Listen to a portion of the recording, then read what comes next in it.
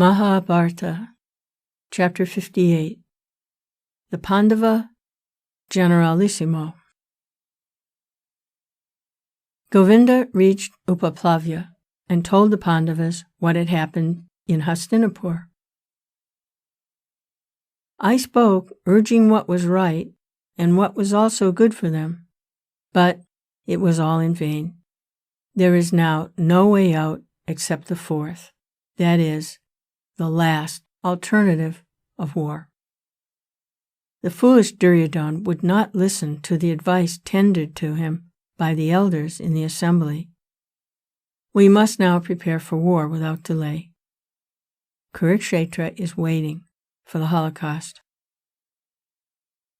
There is no longer any hope of peace, said Yudhisthira, addressing his brothers, and issued orders for marshalling their forces in battle array.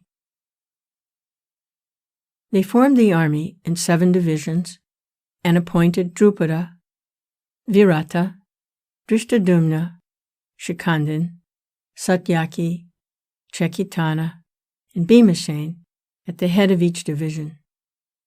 They then considered who should be appointed Generalissimo. Addressing Sahadev, Yudhisthira said, "We should select one of these 7 to be Supreme Commander.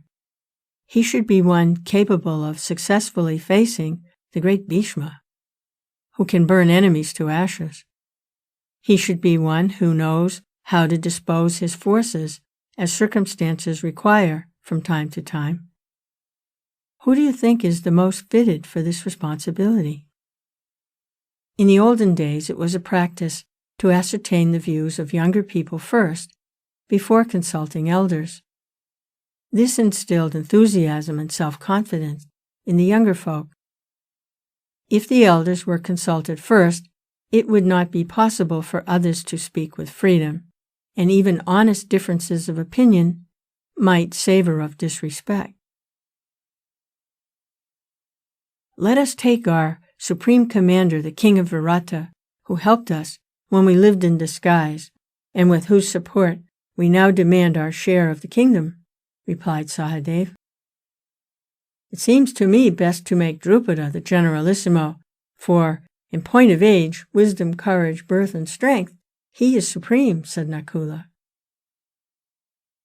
Drupada, the father of Draupadi, has learnt archery from Bharadwaj, and has for long been waiting for an encounter with Drona.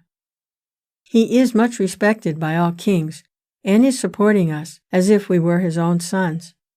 He should lead our army against Drona and Bhishma. Dharmaputra then asked Dhananjaya for his opinion. I think Drishtadyumna should be our chief in the battle, the hero who has his senses under control and who has been born to bring about Drona's end. Drishtadyumna alone can withstand the arrows of Bhishma, whose skill in archery made even the great Parashuram hold back. He is the only one fitted to be our commander.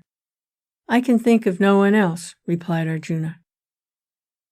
Bhimasen said, O king, what Arjuna says is true, but the rishis and elders have said that Shikandin has come into the world to kill Bhishma. My inclination would be to give the command to Shikandin, whose radiant face is like that of Parashuram. I do not think anyone else can defeat Bhishma. Yudhisthira finally asked Keshava for his opinion. The warriors mentioned are each one of them worthy of selection, said Krishna. Any one of them would fill the Kauravas with fear. All things considered, I would endorse Arjuna's choice. Anoint Drishtadyumna, therefore, as your chief commander. Accordingly, Drishtadyumna, Drupada's illustrious son, who led Draupadi at the Swayamvara and gave her away to Arjuna, who for 13 long years was brooding over the insult that his sister had to suffer in Duryodhana's court, and who was waiting for an opportunity to avenge the wrong, was anointed supreme commander of the Pandava army. The lion roar of warriors, the blowing of conch and shells, and the trumpeting of elephants rent the air. With warlike cheers, which made the sky ring, the Pandava army entered Kurukshetra in martial array.